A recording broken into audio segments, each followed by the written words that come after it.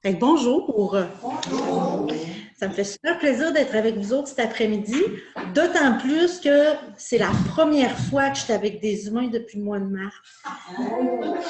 Pas dans ma vie, là, mais de faire des conférences, j'en fais beaucoup par Zoom, mais c'est la première fois depuis le mois de mars que j'ai des humains devant moi. Fait qu'on est plusieurs. Là, on est 10 ici, mais il y a 10 personnes aussi. Puis je veux vous dire que vous êtes sur le grand écran présentement, vous autres. Là. Fait que je suis comme ça, je peux vous présenter. Gars, il y a même qui vous fait des saluts, c'est ça. Fait qu'il y a des gens qui sont branchés aussi, ils sont chacun chez eux. Ils vont aussi entendre la conférence. Fait que j'ai même pas pris le temps de me présenter. Pour ceux qui ne me connaissent pas, je suis Karen Larocque. Moi, je suis une ex-psychologue. Moi, j'ai été psychologue 17 ans, puis j'ai décidé de sortir de mon bureau pour aller transmettre mes trucs, mes outils, mes astuces au plus grand nombre d'humains possible. Fait que cet après-midi, je m'en viens vous transmettre des trucs, des astuces, puis des outils. Puis on va essayer plein d'outils. Là, je vais mettre mon écran parce que je veux vous présenter de quoi on va se parler. Ici, ça marchait bien tantôt. Là. Yes! Ça marchait. Fait que j'ai appelé ma formation cet après-midi « Heureux malgré tout ». J'ai lu une phrase que j'aime beaucoup d'une de mes collègues qui dit « L'équilibre du marin importe plus que la grosseur de la vague ». Je sais que comme prochain aidant, vous êtes toujours dans la vague. Puis garder l'équilibre quand il y a de la vague, c'est pas facile. Fait que ce qu'on va voir aujourd'hui, c'est comment on peut arriver à garder l'équilibre malgré la tempête, malgré les vagues qu'on traverse. On ne fera pas disparaître les vagues, mais il y a vraiment des choses concrètes que vous pouvez faire pour vous garder en équilibre. Avant de commencer, j'ai mon avertissement habituel, ceux qui ont l'habitude de mes conférences. C'est strictement défendu de vous taper sur la tête, OK? Toujours, mais surtout cet après-midi. Parce que je le sais que dans des conférences comme ce que vous avez cet après-midi, ça se peut que vous preniez conscience de certaines affaires. Ça se peut que vous réalisiez des affaires. Puis je sais qu'il y en a que quand ils prennent conscience de certaines choses, ils ont tendance à se taper sur la tête parce qu'ils ne savaient pas avant. Moi, je prends pour acquis que vous faites votre possible. Les humains ont fait tout notre possible. Puis il y a des journées que notre possible, c'est pas un gros possible, mais c'est ça notre possible. Puis jusqu'à maintenant, vous avez le droit de plaider l'ignorance. Vous ne le saviez pas. Sauf que si vous voulez continuer de plaider l'ignorance, c'est encore possible. Mais c'est le temps pour vous autres d'aller faire un tour, puis c'est le temps pour vous autres de fermer l'ordinateur. Parce que dans 10 minutes, vous allez commencer à savoir des affaires. Puis quand on sait, on ne peut pas désavoir. Fait que là, vous allez savoir comment prendre soin de vous autres, puis vous ne pourrez plus dire que c'est parce que vous ne saviez pas comment garder l'équilibre, parce que là, vous allez le savoir. Fait que de quoi j'ai prévu vous parler aujourd'hui? Je veux qu'on regarde qu'est-ce que ça prend pour être... D'abord, là, la première chose, qu'est-ce que ça prend pour être en équilibre? Et vous allez voir, ça ne prend pas 10 000 affaires. Il y a 6 choses importantes. Puis si vous portez attention puis vous vous occupez de ces 6 choses-là, vous allez maintenir votre équilibre. Mais on ne veut pas juste être en équilibre dans la vie. On veut être heureux. Fait que les 6 premières choses que je vais vous parler, ça permet d'être en équilibre. Mais après, je vais vous parler de 2 autres affaires qui vont vous permettre, pas rien d'être en équilibre, mais d'être heureuse. Puis, après, je vais vous parler d'une chose que ça prend pour profiter de tout ça. Parce que si tu n'as pas la dernière affaire, même si tu fais tout le reste, tu ne pourras pas profiter de ce bonheur-là. Ça, c'est la première partie. La deuxième partie, bien là, je vous donne des trucs pour réduire le stress et l'anxiété entre 7 secondes et 2 minutes. Puis non seulement je vais vous en parler, mais on va les essayer. Pas toutes, là, parce qu'il y en a un là-dedans qui c'est le plaisir sexuel. Fait que ça, je vais vous laisser ça dans votre vie privée, d'essayer ça une autre fois. Mais vous allez voir, il y a je pense même une vingtaine de trucs, d'astuces pour réduire le stress rapidement. Puis on va, dans la deuxième partie, c'est ce qu'on va tester. Ça vous va-tu comme plan de match? Oui. Yes! Oui, puis si je pense que... Attendez un peu, là, on va aller voir s'il y a des gens qui attendent dans la salle d'attente. Non, ça va. Puis Marie-Josée est là. Excellent. Marie-Josée, c'est ma pieuvre. C'est la pieuvre de Simplement Humain, parce que moi, le nom de ma compagnie, c'est Simplement Humain. Fait que Marie-Josée, c'est mon assistante technique. Fait qu'elle va s'assurer que les gens rentrent s'il y a quelqu'un qui arrive. Là, moi, je me suis présentée, moi. J'ai présenté ma conférence. Là, je me suis demandé comment je pourrais donc bien... Parce que moi aussi, je veux savoir à qui j'ai affaire aujourd'hui. Puis là, on a des gens en présence, on a des gens en Zoom. Fait que je me suis dit, on va faire quelque chose de simple, mais de punché. Fait que je vous inviterais à vous présenter avec votre prénom, mais en rajoutant quelque chose avant et quelque chose après. Fait que si moi je le fais, je vais dire bonjour. Ça, c'est la chose à rajouter avant. C'est quand même pas pire. Bonjour, je suis Karen. Ce qu'on rajoute à la fin, c'est je suis simplement humaine. Puis je vous assure que de le dire, de le nommer, ça peut vraiment avoir un impact intéressant. Puis ça se peut que vous vous le rappeliez une couple de fois. Puis moi, je vais vous le rappeler de toute façon dans la conférence. Fait que je vous invite ici à le faire à haute voix. Et pendant ce temps-là, ceux qui sont sur Zoom, je vous invite à l'écrire dans le chat. OK, bon, Marie-Josée vient de me dire qu'elle est plus haute. C'est ça, elle ne peut pas accepter. Fait que je vais garder un œil pour être sûre d'accepter les gens. Parfait. OK, là, ça roule dans ma tête. Karen, on va dire 10 minutes maximum. Après ça, on n'acceptera plus les personnes qui arrivent après. Parfait. Il est déjà 3h11. Fait que, OK. Fait que les gens qui sont sur Zoom, je vous invite à l'écrire. Et Stéphanie qui l'a fait, qui a dit « Bonjour, je suis Stéphanie et je suis simplement humaine. » Donc, est-ce qu'il y a quelqu'un ici qui est prêt? Puis les autres, je vous invite à continuer. Je vais vous lire après. Je vais vous donner ma voix. Oui? Bonjour, je m'appelle Christiane et je suis simplement humaine. Bonjour, humaine Christiane. Bonjour à toi. Ça fait plaisir. Bonjour, je m'appelle Lise, je suis simplement humaine. Bonjour, humaine Lise.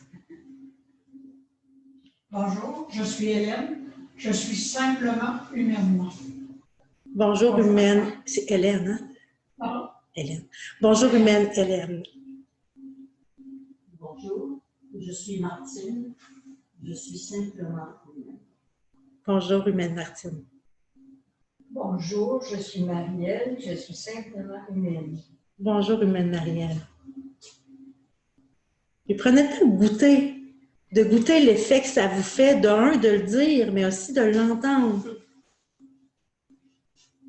Bonjour, je m'appelle Solange, je suis tout simplement humaine. Bonjour, humaine Solange. Bonjour, je suis Jenny, je suis simplement humaine.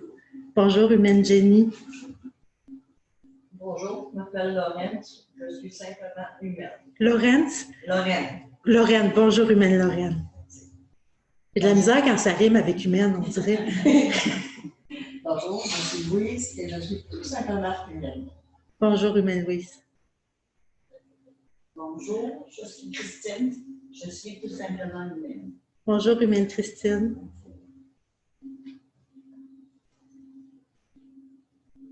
On a fait le tour, hein? Ouais. Bonjour, je suis Karen, je suis simplement humaine. Moi aussi. Fait que là, on a plein d'humains avec nous. Bonjour, je suis Claire, je suis simplement humaine. Bonjour, humaine Claire. Bonjour, humaine Isabelle. Bonjour, humaine Jessica. Bonjour, humaine Stéphanie. Fait que je vous invite à prendre le temps de sentir ce que ça fait puis de vous le rappeler. Puis n'hésitez pas à l'écrire aussi pour pouvoir le relire de temps en temps pour vous rappeler que vous êtes humaine. Puis de mon point de vue à moi, les proches aidants sont des humains qui font des choses surhumaines. Vous traversez plus de vagues et de tempêtes que la majorité des humains. Vous devriez prendre soin de votre équilibre et de votre santé psychologique plus que la majorité des humains. Puis moi, ce que je vois, c'est pas nécessairement ça, tout le temps. Souvent, les proches aidants, c'est des gens qui prennent beaucoup soin des autres, mais pas beaucoup d'eux. Si on vous comparait, pour moi, là, c'est comme si physiquement, vous êtes athlète. Vous êtes des athlètes. Tu sais, un athlète, physiquement, là, il faut qu'il mange bien, il faut qu'il dorme bien, il s'occupe de sa santé physique au max pour être capable de bien performer. Mais vous autres, vous êtes des athlètes psychologiques. Fait que vous devez vous occuper de vous autres. Puis là, je sais qu'il y en a de vous autres qui disent, bon, une autre affaire, il faut que je m'occupe en plus, il faut que je m'occupe de moi en plus de tout ce qu'il faut que je m'occupe. Il faudrait que vous vous occupiez de vous avant de vous occuper de tout ce que vous vous occupez pour être capable de le faire. Puis pour vous aider, ben moi, ce que je vous fournis aujourd'hui, c'est comment faire ça. C'est bien beau dire prendre soin de soi, mais prendre soin de soi, c'est pas rien que prendre un bain aux chandelles. C'est pas mal plus complexe que ça. Puis, je vous ai fourni les gens qui sont sur Zoom, où vous devriez avoir reçu aussi un document qui est un document PDF. C'est une to-do list. Mais to-do, là, to-do. T-O-U-T, D-O-U-X. Une to-do list pour prendre soin de vous autres. Si vous ne l'avez pas reçu, inquiétez-vous pas, vous pourrez réécrire à Jenny, puis Jenny va vous le renvoyer. Fait que si vous êtes prête, moi, je commencerai avec cette to-do list. Là, je vais repartager mon écran. Je trouve que ça va pas pire, là. Ça va pas pire, là. Ça va bien, là. Yes! Fait qu'on va commencer avec ce que ça prend pour être en équilibre. Puis, tu sais, quand je vous disais tantôt être en équilibre ou être heureux, je vous dirais que c'est être en survie puis être vivant. Parce que ça se peut que vous soyez en survie. Si votre équilibre n'est pas assuré, vous allez tomber en survie. Mais si votre équilibre est assuré, OK, vous ne serez plus en survie, mais on ne veut pas rien que vous ne soyez pas en survie, on veut que vous soyez heureux, puis c'est les deux autres choses qu'on va voir plus tard. Fait que qu'est-ce que ça prend pour se garder en équilibre? Les 6 choses qu'il faut faire, puis là, on va parler des 6 plus en profondeur. La première, c'est d'écouter vos signaux d'alarme. Les humains, là, on est vraiment bien faits, là. Quand on a besoin de faire quelque chose pour rétablir notre équilibre, quand on est en train de perdre l'équilibre, il y a des lumières qui allument dans notre tableau de bord, il y a des alarmes qui se déclenchent. Fait qu'il faut être à l'écoute de ça, il faut regarder son tableau de bord de temps en temps. Fait qu'il faut être à l'écoute de mes signaux d'alarme, je dois me nourrir d'affection pour être en équilibre, je dois me ressourcer pour être en équilibre, je dois me reposer, puis je dois évacuer mes déchets psychologiques. Puis en plus de ça, je dois bien m'entourer. Puis là, on va regarder chacun comment on fait pour faire ça. Mais en plus, je vais vous dire c'est quoi les lumières qui allument dans votre tableau de bord pour chacun. Parce que les humains, on est tellement bien faits que si on a besoin d'affection, c'est une lumière jaune qui allume. Puis si on a besoin de ressourcement, c'est une lumière bleue qui allume. Ce n'est pas les mêmes lumières qui allument. Fait que selon la lumière qui allume, tu vas savoir exactement ce que tu as à faire. Ça va te faire sauver du temps. Tu vas te dire, oh, cette lumière-là est allumée, parfait, il faut que j'aille me ressourcer. Tu vas savoir exactement, je vais te donner quelle alarme allume pour chacun. Fait que, donc, mes signaux d'alarme. Pour entendre vos signaux d'alarme, il faut que vous vous arrêtiez de temps en temps. Si tu t'arrêtes jamais pour regarder ton tableau de bord, tu vas finir par entendre les alarmes, mais tu vas entendre les alarmes quand ça va être rendu urgent d'agir. Parce que dès qu'il y a quelque chose qui se passe et que ton équilibre a besoin de toi, tu vas commencer par perdre un peu d'énergie. Au début, ce n'est pas beaucoup. Tu vas perdre un peu d'énergie. Si tu ne réponds pas à ton besoin pour établir l'équilibre, il y a une émotion qui va arriver. Au début, l'émotion est tout petite. Mais si tu ne l'écoutes pas, l'émotion, c'est comme un bébé gardé. Si tu ne l'écoutes pas, elle va crier plus fort. Fait que là, l'émotion va augmenter en intensité. Puis si malgré l'émotion intense, tu ne t'occupes toujours pas de toi, bien là, tu vas te mettre à avoir des symptômes. Puis souvent, ces symptômes-là, il y a des symptômes psychologiques. On peut devenir anxieux, on peut devenir déprimé, mais il y a aussi des symptômes physiques. On pourrait avoir des migraines, on pourrait développer toutes sortes de troubles physiques, on pourrait avoir des troubles digestifs, on pourrait avoir... Fait que ça, là, quand on est rendu là, c'est parce que ça fait un bout que notre système essayait de nous alerter pour nous dire « Youhou, il faudrait que tu t'occupes de toi ». Fait que si on ne veut pas se rendre aux grosses alarmes, bien idéalement, de temps en temps, on s'arrêterait et on se demanderait comment ça va. J'ai-tu une lumière d'allumée dans mon tableau de bord, moi, là? Puis ça, idéalement, si vous pouviez le faire au moins une fois par jour, avoir au moins 5 minutes pour vous demander comment je vais, moi, là, comment va mon énergie. J'ai-tu des symptômes physiques? J'ai-tu des émotions qui viennent me déranger? Y a-tu des lumières d'allumées dans mon tableau de bord? Fait que pour ça, il faut que tu t'arrêtes. Mais n'aie pas peur. Si jamais tu ne t'arrêtes pas, ton système d'alarme ne se taira pas. Il va crier fort jusqu'à ce que tu l'entends. C'est sûr que moi, ce que je souhaite pour vous autres, c'est que vous vous arrêtiez et que vous soyez capable d'entendre les signaux avant que votre système crie au secours avec toutes sortes de problèmes physiques. Et plus vite vous allez écouter, moins vous allez vous ramasser avec des symptômes physiques. Fait que, pour écouter mes signaux d'alarme, il faut que je m'arrête pour prendre les nouvelles de temps en temps. Quand j'ai une émotion, je sais que les humains, quand ils ont des émotions, souvent ce qu'ils font, c'est qu'ils essayent de faire disparaître l'émotion à tout prix. Et que là, je pourrais avoir une émotion, puis là, je vais chercher comment je pourrais donc faire partir cette affaire-là. Si tu veux faire taire l'émotion, réponds à ton besoin. Si ta lumière allume dans ton tableau de bord pour dire qu'il faut que tu ailles mettre d'essence, va mettre de l'essence. La lumière, elle va éteindre. La pire chose à faire serait d'aller enlever la bougie. La fiche, en tout cas, déconnecter quelque chose pour faire que la lumière s'éteigne sans aller mettre de l'essence. Parce que qu'est-ce qui va se passer? Tu vas tomber en panne d'essence. Fait que si... Puis il y en a toutes sortes de moyens de faire éteindre les lumières. Il y a des moyens, des fois, qu'on ne se rend même pas trop compte. Aller manger 3-4 biscuits, puis ça va passer. Mais ça, c'est des façons d'éteindre les lumières. Ça peut être d'aller prendre un verre de vin, d'aller magasiner. Il y a toutes sortes de moyens d'éteindre les lumières. Si vous voulez éteindre votre lumière, à la limite, OK. Mais avant d'éteindre votre lumière, rappelez-vous qu'elle a allumé pour quelque chose, puis demandez-vous qu'est-ce qui est en train de se passer. Parce que c'est important d'utiliser ces lumières-là pour identifier ce qui se passe. Tu vas régler ce qui se passe. Les lumières, c'est comme de la fièvre. Si vous avez de la fièvre, c'est parce qu'il y a une infection. Fait qu'il faut aller soigner l'infection, puis la fièvre va disparaître. Fait qu'il ne faut pas essayer. Fait que quand tu as une émotion, plutôt que de dire « Oh mon Dieu, comment je fais pour enlever ça? » demande-toi « Oh mon Dieu, il y a une lumière d'allumée dans mon tableau de bord. Que dois-je faire pour établir mon équilibre? » Même chose quand tu as un symptôme. Quand j'ai un symptôme, si je me mets à avoir mal à la tête, si je me mets à avoir la nausée, si j'ai de la misère à digérer, si j'ai de la misère à dormir, si je me sens anxieuse, même chose, plutôt que d'essayer à tout prix.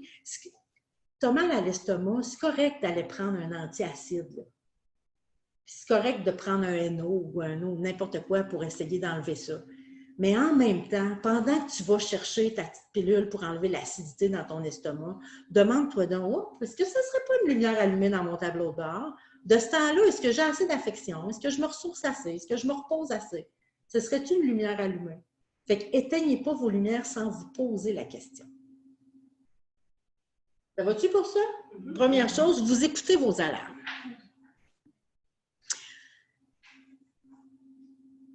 Quand il y a une lumière allumée, d'habitude, c'est une des 5 affaires qui s'en viennent, qui est en train de se passer.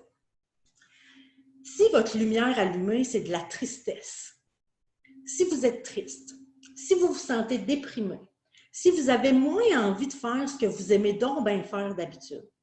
Maintenant, tu dis, moi qui aimais tant ça tricoter, là, on dirait que ça ne me dit rien. Moi qui aimais tant ça aller marcher, là, on dirait que ça ne me dit rien. Fait que quand tu n'as plus le goût de faire ce que tu aimais faire d'habitude, c'est probablement d'affection que tu as besoin. Fait que si la lumière qui allume, c'est de la tristesse, c'est de la déprime, ou que tu as moins le goût de faire ce que tu as envie de faire d'habitude, ça se peut que ce que tu as besoin, c'est de l'affection. Je dis ça se peut parce que des fois, ça peut être autre chose. Comment faire pour vérifier? Va chercher de l'affection. Si tu vas chercher de l'affection, puis c'était ça, la tristesse, la déprime va disparaître.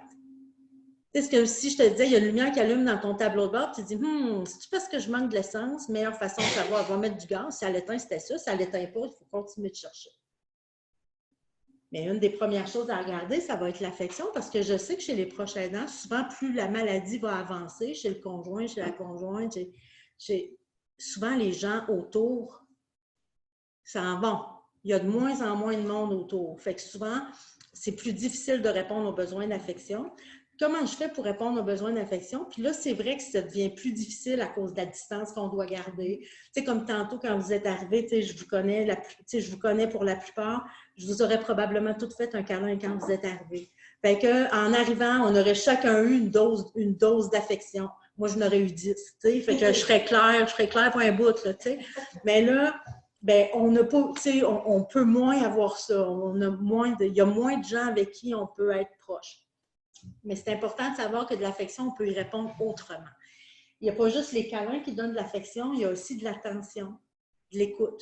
si vous avez des gens autour de vous qui sont capables de vous écouter quand vous avez besoin de vous confier, recevoir de l'écoute, ça répond aux besoins d'affection. Avoir de l'attention, ça répond aux besoins d'affection. Fait que ça vous prend dans votre vie 2, 3 humains qui sont capables de vous donner de l'attention et de l'écoute. Puis de l'attention, il faut que l'attention dure 20 minutes consécutives pour calmer le besoin d'affection. Sinon, c'est comme si ta lumière à gaz est allumée puis tu vas mettre 3 gouttes de gaz dans ton réservoir, la lumière n'éteindra pas. Bien, l'attention, pour faire éteindre la lumière à affection, ça prend 20 minutes consécutives. Il faut que tu trouves quelqu'un qui va être capable de t'écouter pendant 20 minutes. Là, c'est sûr que si tu appelles une de tes amies puis tu jases avec 3 minutes, tu raccroches, tu dis crime, on dirait que je suis encore déprimée. Ben oui, ça se peut, ça prendrait un 20 minutes. Un bon 20 minutes. Puis n'hésitez pas à utiliser les services d'aide. Il y a Jenny qui est là pour vous. Il y a des services d'aide pour les proches aidants. Il y a encore des cafés rencontres? Oui. Oui, bon, des cafés rencontres, c'est d'autres endroits, mais pour être capable, en fait, c'est qu'on a besoin d'avoir des liens humains nourrissants. On a besoin de se sentir relié à d'autres humains. On a besoin de se sentir pas tout seul, mais un vrai lien. Pas rien qu'un lien... En tout cas, ils vantent aujourd'hui. C'est ça. C'est un vrai lien où on se parle pour de vrai. Avoir du support. Des gens qui sont capables de vous supporter. Fait que quand vous vous sentez triste, allez chercher du support. Allez chercher de l'écoute. Allez chercher de l'attention. Puis de la considération. La considération, là, les gens que vous devriez choisir pour avoir proche de vous autres, c'est des gens qui vous considèrent. Les gens qui vous considèrent, c'est eux autres qui s'intéressent à vos émotions, puis qui font attention à vos émotions. C'est eux autres qui s'intéressent à vos besoins, puis qui font attention à vos besoins. C'est eux autres qui s'intéressent à vos limites, puis qui font attention à vos limites. C'est eux autres qui s'intéressent à vos valeurs, puis qui font attention à vos valeurs. Puis eux autres qui s'intéressent à vos projets, vos passions, vos rêves, vos aspirations. Puis ça, si vous dites, tabarnouche, du monde de même, je peux les compter rien que sur les doigts d'une main. Ben oui, c'est comme ça dans la vie. Généralement, on peut bien fonctionner puis avoir... Ça prend au moins 3 personnes dans ta vie. Moi, j'appelle ça ma garde rapprochée dans ma vie. Ça te prend au moins 3 humains dans ta vie. Comme ça, s'il y en a un qui n'est pas disponible, ben c'est correct, tu as quelqu'un d'autre. Sinon, on pourrait devenir envahissant. Admettons, tu n'as rien qu'une personne qui te répond à l'affaire à être libre quand tu vas aller marcher avec. Là. Sinon, tu vas raccrocher puis tu vas dire, coudon, je suis là pour elle, puis là, on se force. Puis Fait que pour pas mettre de pression sur notre réseau, on aurait intérêt à en avoir au moins 3. Comme ça, si une n'est pas disponible, ça en reste. Fait que c'est ça. Si vous voyez que vous n'en avez pas 3, une des premières choses à faire pour garder votre équilibre, ça va être de développer votre réseau. Pour en trouver au moins 3. C'est important. C'est super important. Sinon, vous pouvez vraiment devenir déprimé. Puis on peut devenir déprimé jusqu'à la dépression quand on manque d'affection sur une trop longue période. Ça va-tu pour l'affection? C'est sérieux. Okay. C'est sérieux. Comment? C'est sérieux. Oui, c'est sérieux. C'est pas optionnel. Les humains, on a vraiment besoin d'affection. Puis je le sais que les proches aidants, souvent, ils deviennent isolés. Fait qu'en étant isolés, ils reçoivent moins d'affection. Il y a beaucoup de gens, j'ai vu beaucoup d'hommes, de femmes, que c'est leur conjointe qui est atteinte. Puis il y a des gens pour qui le conjoint ou la conjointe était la seule source d'affection, qui touchait personne d'autre dans la vie, qui avait personne d'autre, puis que là, ils ont moins d'affection parce que le mari ou la femme est malade, puis n'est plus disponible cognitivement, affectivement, physiquement, puis qui s'isole. Mais pour être capable de faire cette traversée-là sans perdre l'équilibre, ça va vous prendre des matelots affectueux sur le bateau. Permets-moi de te dire que ce n'est pas parce que tu deviens grand malade que la vie des autres change. Ah ben non, bien sûr. Il y a quelqu'un ici qui dit, c'est pas, parce que le micro est parti, ça se peut que vous n'entendiez pas, qui dit, c'est pas parce que tu vis un malheur que la vie des autres change. Fait que non, les autres ne deviennent pas nécessairement plus disponibles, puis souvent même, ils vont s'éloigner, parce qu'il y a beaucoup de gens pour qui la maladie, ça fait peur. Mais il y a des gens, puis je dis, il y a beaucoup de gens. C'est pas, ça fait peur aux gens, c'est pas à tous les gens que ça fait peur. Fait qu'il faut vraiment, pour prendre soin de votre équilibre, ça va passer par avoir des personnes capables de vous nourrir d'affection dans votre vie. Pas 10, 3. 2, à la limite, une pas disponible, l'autre peut être disponible. Moi, je dis tout le temps 3 parce que, admettons qu'il y en a 2 pas disponibles, ça te fait comme un buffer. Là. C'est comme ça, c'est ça. Ça protège. Fait que ça, c'est l'affection. C'est la deuxième chose là, pour se garder en équilibre. Être à l'écoute de nos signaux. Puis quand les lumières qui allument, c'est la tristesse, la déprime, prendre soin de son besoin d'affection. On a 6 choses à faire pour rester en équilibre. Troisième chose à faire pour rester en équilibre, me ressourcer.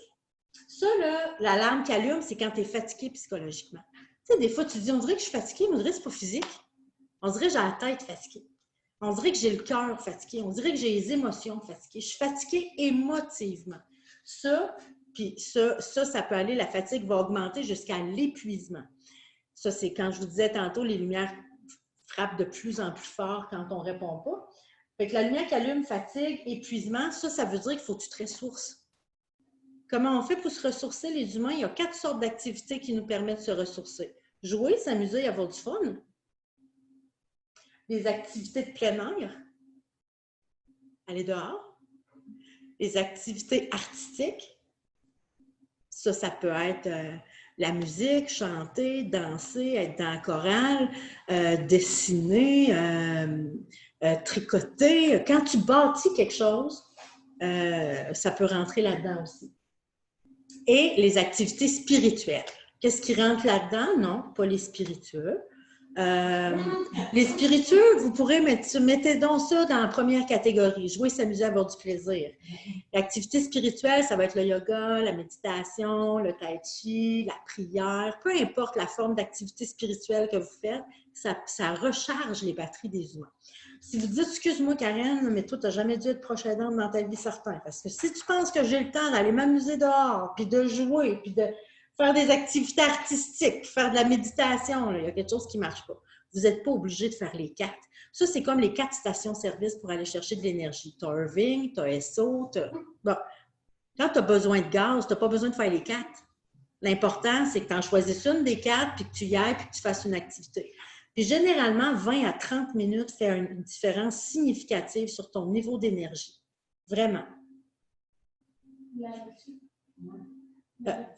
La lecture, à moins que ce soit ça dépend de ce que je lis. Parce qu'il y a des lectures qui sont des lectures qu'on pourrait qualifier de spirituelles. Bon. La lecture pourrait, par contre, te permettre de te reposer. Ce qui s'en vient après.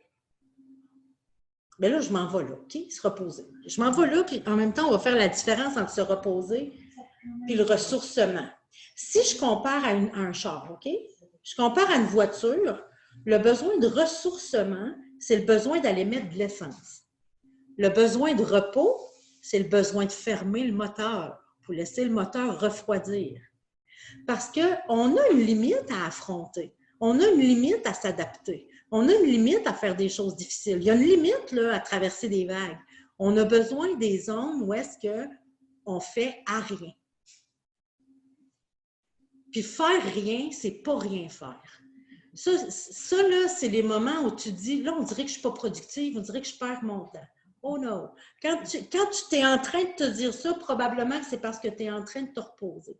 Ton cerveau, il a besoin de se mettre à off pour continuer de fonctionner. Il a besoin de se reposer. Puis souvent, on a l'impression que quand on fait rien, parce que ça, se reposer, c'est se mettre à off. Si quand tu es en train de lire, ça te met à off, tu te reposes. Moi, je vais écouter des séries à la télévision. Quand j'écoute une série policière à la télévision, je deviens tellement là-dedans que je ne pense plus à rien. Il y en a que ça va être faire des mots croisés, des casse-têtes, n'importe quoi qui va te mettre le cerveau à off. Puis ça se peut que tu penses que tu fais rien, mais c'est pas vrai que tu fais rien. Si tu savais la game qu'il y a dans ton cerveau, tu as une équipe de ménage dans ton cerveau. Pour vrai, il y a une équipe de ménage. Puis ton équipe de ménage, elle est assise puis elle attend pour pouvoir sortir faire le ménage. Quand est-ce qu'ici, là, il y avait une réunion ce matin dans la salle. Puis nous autres, on s'en venait à 1h. La réunion a fini à 11h30. À quelle heure vous pensez que l'équipe de ménage est venue faire le ménage? À 10h? Ben non, elle est venue à 11h30 quand il n'y a personne. Fait que la gang dans le cerveau, c'est la même affaire. tant que tu utilises ton cerveau, puis que tu es en train de te casser la tête, puis que tu es en train, ton équipe de ménage ne peut pas sortir. Elle sort quand tu t'écrases, puis tu ne fais plus rien, puis tu mets ton cerveau à off. Qu'est-ce qu'a fait cette équipe de ménage-là? Ce qui se passe dans ton cerveau pendant que tu ne fais rien, l'équipe de ménage, elle regarde toutes les informations que tu as reçues depuis le dernier ménage. Puis là, ça se peut que tu es en train de te dire, tabarouette, le prochain ménage va être gros en maudit parce que je pense que ça fait 3 mois que je ne me suis pas arrêtée. Quand tu arrêtes, elle regarde toutes les nouvelles informations qu'il y a eu dans ton cerveau depuis le dernier ménage. Elle prend chaque information que tu as eue, puis ça, c'est tout, là. Tout ce que tu as entendu aux nouvelles, toutes les informations qui sont rentrées dans ta tête. Elle prend chaque information, puis là, elle se dit non, ça, plus utile, ça, plus utile, ça, plus utile, oh, ça, intéressant, oh, ça, plus utile, oh, ça, super important, oh, ça, plus utile. Elle trie toutes les informations que tu as eues dans ta tête. Tout ce qui n'est pas utile, elle jette, elle efface. Elle efface ça de ton cerveau. Puis les autres affaires, elle les classe en dossier. Fait qu'à la place d'avoir un bureau dans ta tête avec plein d'affaires, tu te ramasses après ça avec 3-4 dossiers, tout est bien classé. Fait une des choses, je ne l'ai pas mis là. Mon Dieu, OK, ça manque.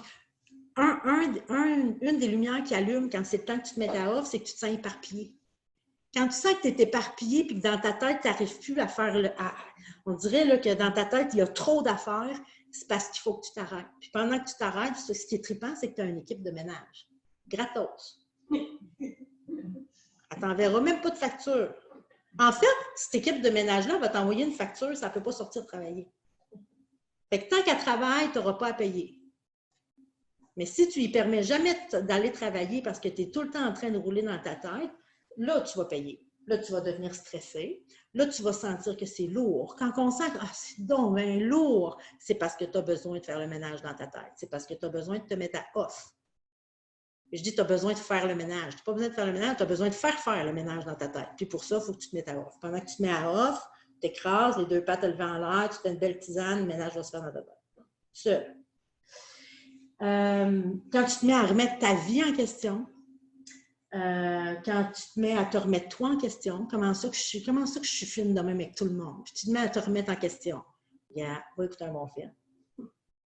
Va faire un casse-tête. On se jasera après. Prends un bon livre. Puis on se jasera après. Fait que c'est ça les lumières qui allument. Puis je vous jure que vous ne perdez pas votre temps. Quand vous avez l'impression de perdre votre temps, il y a une équipe de ménage. Puis je sais que vous autres, vous haïssez ça faire votre ménage par quelqu'un d'autre. Puis vous aimez ça faire vos affaires, puis vous occuper de vos affaires. Dans votre tête, là, je vous jure qu'eux autres, c'est les pros. C'est les pros. Puis 20 à 30 minutes peut vraiment faire une grosse différence. Mais vous ne me croyez pas sur parole, essayez-le, puis on s'en jasera.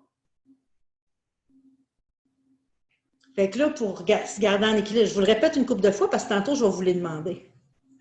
Je ne les laisserai pas au tableau.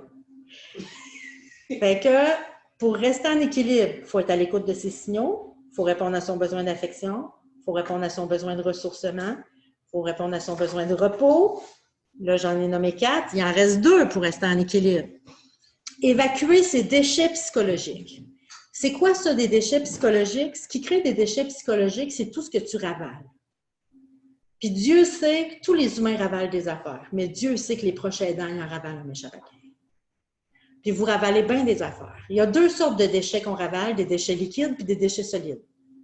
Qu'est-ce qui est liquide qu'on ravale? Des larmes. On ravaler des larmes. Parce que tu ne veux pas que l'autre sente qu'il voit que c'est lourd, puis vous ne voulez pas qu'il se sente un poids, puis que vous ne voulez pas que vos enfants s'inquiètent, puis vous ne voulez pas... Fait que vous ravalez des larmes régulièrement, mais non seulement vous ravalez des larmes, vous ravalez des paroles. Parce que des fois, il y a un petit sac qui sortirait de temps en temps. Vous ravalez ça dans le garde-robe. Des fois, votre conjointe répète des choses, vous n'aurez rien envie de dire, je ne suis plus capable de t'entendre. Et ça, vous ravalez ça. Puis c'est correct que vous ravaliez ça. Je ne suis pas en train de vous dire qu'il ne faut pas ravaler ça. C'est correct de ravaler ça. Sauf que ce que vous ravalez, après ça, il faut l'évacuer. Vous avez un entrepôt en dedans pour ravaler. Fait que c'est vrai que ce n'est pas tout le temps de dire les choses, puis c'est vrai que ce n'est pas tout le temps de pleurer. Fait que c'est correct de ravaler. Mais ton entrepôt, là, il n'y a pas des murs en élastique. À un moment donné, il est plein, ton entrepôt. Puis il faut l'évacuer. Les lumières qui allument pour te dire que ton entrepôt est plein, c'est quand tu deviens irritable. Là, tout t'énerve. Faut que t'énerves, puis tout le monde t'énerve. Les humains t'énervent. T'es plus capable d'entendre quelqu'un se plaindre. Le monde qui se plaint, il t'énerve assez. Les tensions physiques. Généralement, les tensions, c'est dans le haut du dos. Tension dans le haut du dos, les épaules, la nuque, les omoplates. L'insomnie, mais pas n'importe quelle sorte d'insomnie. L'insomnie du petit hamster. Quand tu as l'insomnie du petit hamster, d'habitude, c'est parce que ton entrepôt est plein, il faudrait que tu le vides. Puis, difficulté de concentration, difficulté d'attention. Quand tu vois que tu as moins d'attention, c'est parce que ton entrepôt commence à être plein, puis ce serait le temps que tu te vides. Il y a deux choses qu'on met dans l'entrepôt, des larmes puis des mots. Moi, j'appelle ça des déchets psychologiques. Pour moi, ça, c'est comme ton pipi psychologique puis ton caca psychologique. Puis ça, il faut que tu évacues ça, parce que sinon, tu vas t'empoisonner. Fait que les larmes, c'est le pipi psychologique, puis les mots, c'est le caca psychologique. Comment on fait pour évacuer ça? Fait que comment je fais pour évacuer toutes les larmes que j'ai ravalées? Bien, je vais pleurer. Mais on ne pleure pas n'importe comment. Là, je ne vous ferai pas une démonstration, mais je vais vous expliquer. Il faut pleurer en respectant l'intensité naturelle des pleurs. Parce que je sais qu'il y en a qui ont peur de l'intensité. Je pourrais, par exemple, me dire, là, on dirait que j'ai le moton, on va aller marcher, pleurer un peu, ça va me faire du bien. Fait que là, je commence à pleurer. Moi, je pensais que j'allais avoir 7-8 larmes, puis après ça, j'allais être correcte, mais on dirait que quand j'ai ouvert le robinet, ça a monté, puis j'ai senti que là, j'allais pas pleurer, mais brailler. Tu sais, pleurer, tu as les larmes qui coulent, brailler, tu as les larmes qui coulent, le nez qui coule, des fois la bouche qui coule, puis en plus, tu as des sanglots comme ça. Fait qu'il y en a beaucoup qui se permettent de pleurer, puis quand ils voient que ça monte, puis qu'ils se mettraient à avoir des sanglots, ils ont tellement peur de l'intensité qu'ils ravalent. Moi, je suis sûre que ça vous est déjà arrivé d'aller pisser, puis le jet était plus fort que vous aviez prévu au départ. Vous faites quoi dans ce temps-là? Vous vous serrez les culottes, puis vous ravalez ça? Mais non! Dans ce temps-là, on se dit, mon Dieu, ça fait donc bien du bien. Hey, j'étais due! Ça fait donc bien longtemps! Bien, pour les larmes, on devrait faire la même chose. Si j'ai des larmes qui coulent, puis que je vois que ça monte, puis je suis surprise par l'intensité, je devrais plutôt me dire « Tabarnouche, j'étais due? Hey, ça faisait longtemps? » C'est pas une maladie, pleurer, là. Puis ça se peut que vous ayez l'impression que vous avez envie de pleurer plus souvent qu'avant dans votre vie. Bien oui, parce que vous en ravalez plus que vous en ravaliez avant. Fait que quand on passe une passe difficile, c'est normal qu'on pleure plus souvent parce qu'on est touché plus souvent. Puis c'est en pleurant aussi qu'on digère les affaires. Fait que c'est important de se permettre de pleurer. Puis je sais aussi, ça on voit ça beaucoup plus, je pense, chez les femmes, que quand ils ont envie de pleurer, plutôt que de se dire « Ah, oh, j'ai envie de pleurer, donc je vais pleurer », ils rajoutent une étape, ils disent « Ah, oh, j'ai envie de pleurer, comment ça donc? » Là, ils cherchent une raison. Puis là, quand ils ne trouvent pas de raison, bien, ils ne pleurent pas, parce que ça leur prend une raison pour pleurer. Questionnez-vous vos envies de pisser de même. Mon Dieu, j'ai envie de pisser, comment ça donc? J'ai pas bu, j'ai bu ça d'eau. Puis là, c'est quoi? Si je ne trouve pas une bonne raison d'aller pisser, je n'aurais pas pissé. Le seul fait d'avoir envie de pisser justifie de pisser. Le seul fait d'avoir envie de pleurer justifie de pleurer. Le pire, c'est que des fois, dans ce qu'on pleure, il n'y a rien qui méritait de pleurer. Parce qu'admettons que j'ai une vessie psychologique, moi, de 30 millilitres de peine. Fait que là, il arrive un petit quelque chose le matin, tu sais, quelque chose qui ne s'est pas passé comme prévu. Ça m'a graffiné un peu, ça m'a fait 2 millilitres de peine. Pas broyer pour ça. Moi, je ne broye pas en bas de 15 millilitres de peine. Fait que 2 millilitres, envoyez ça dans l'entrepôt. Puis là, il arrive une autre affaire, envoyez ça dans l'entrepôt. Puis une autre affaire, 4 millilitres, envoyez ça dans l'entrepôt. Puis une autre affaire, 6 millilitres, envoyez ça dans l'entrepôt. À un moment donné, mon entrepôt est à 27 millilitres. Correct, je commence à avoir des tensions dans le cou et tout ça. Là. Admettons qu'il arrive quelque chose de 4 millilitres, que je ne broyerai jamais pour ça. J'appelle ma chum pour savoir si elle est disponible pour aller marcher, puis finalement, elle s'en allait chez le médecin, rendez-vous chez le médecin. Je ferme le téléphone, j'ai une larme à l'œil. Mais voyons, qu'est-ce que j'ai là? Ben là, qu'est-ce que j'ai là? Coudonc, je suis en dépression, comment ça me dérange de même? C'est rien que parce que ça a rempli ta vessie. À chaque fois que je prends une gorgée d'eau, je ne m'en vais pas pisser. Mais à un moment donné, je prends la gorgée qui a rempli ma vessie, puis là, je m'en vais pisser. Cette gorgée-là n'était pas plus grosse que les autres, mais elle a rempli mon entrepôt. Fait que dans la vie, des fois, ça se peut qu'il t'arrive quelque chose, tu te dis, voyons, je ne suis toujours bien pas pour broyer pour ça. D'un coup, que ton entrepôt était à 26 quand ça s'est arrivé, ça se peut-tu que ça a rempli ton entrepôt et que ça te donne envie de pleurer? Puis quand tu vas pleurer, bien, tu vas pleurer tout ce que tu avais ravalé si tu te permets d'ouvrir la valve puis de brailler comme il faut. Fait que c'est important de vous permettre de pleurer. C'est pas de pleurer qui rend malade, c'est de ne pas pleurer.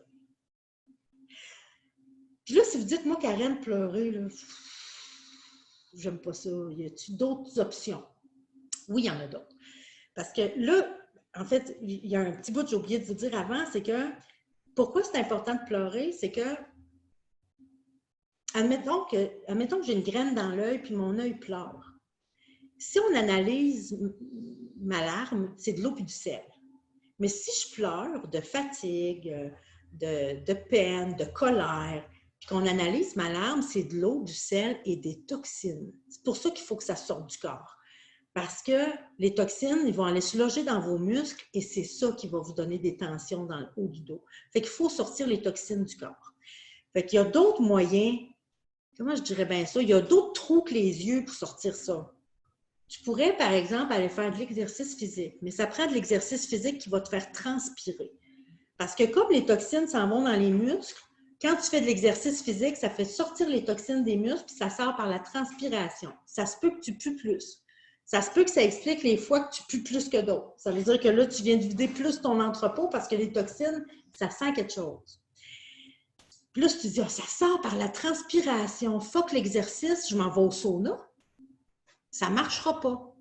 Parce que c'est juste du sel puis de l'eau qui va sortir. Parce que ça prend une contraction du muscle pour sortir la toxine du muscle. À moins que tu sois allé te faire masser avant. Parce que la massothérapie fait sortir les toxines du muscle. Mais là, c'est pour ça que les massothérapeutes nous disent dans les 24 à 48 prochaines heures, c'est important que tu boives beaucoup d'eau.